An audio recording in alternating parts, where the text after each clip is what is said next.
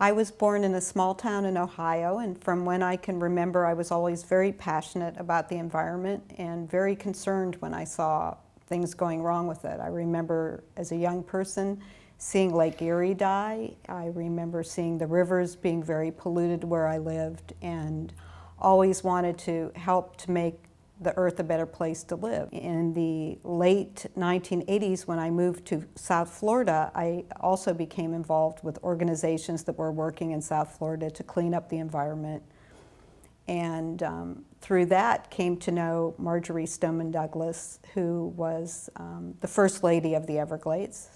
Some people call her the mother of the Everglades or the grandmother of the Everglades. I became, through Marjory, very passionate about the Everglades.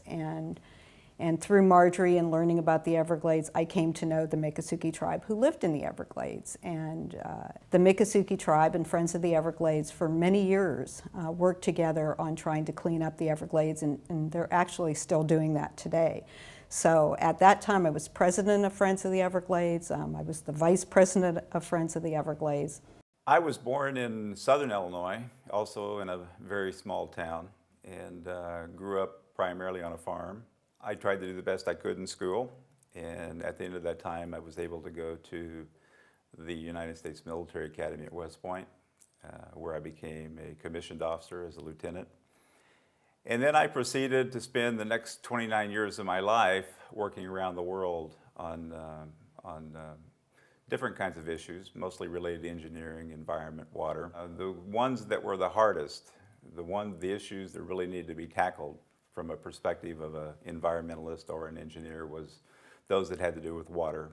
And I had the opportunity to go to the University of Illinois and get a Master's of Science in water. In the mid-90s, I went to work for the tribe, and I'm still working with the tribe as an environmental consultant, trying to clean up the Everglades and trying to restore it so that future generations can enjoy it. It's one of the most beautiful, fascinating places on all the earth, and I've been around to many beautiful places, but the Everglades is an exquisite place.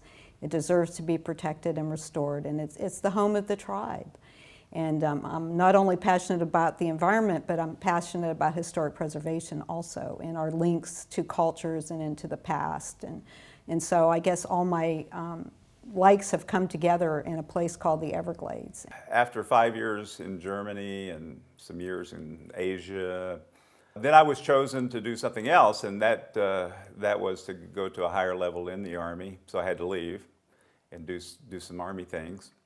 And along the way, after a tour in South and Central America, doing more environmental and water things, I was assigned to be the commander of the Jacksonville Corps of Engineers District. So my job in Jacksonville was to develop the comprehensive Everglades restoration plan.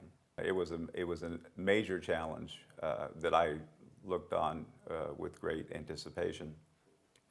As a matter of fact, I'd always thought that I would really like to go back to the third world and help with those problems that are so immense. It took me about 6 months here in Florida to realize that if we couldn't solve the problems here in Florida, we couldn't solve them anywhere. And so that was in 1994, and this is 2010, and I'm still here working on those challenges.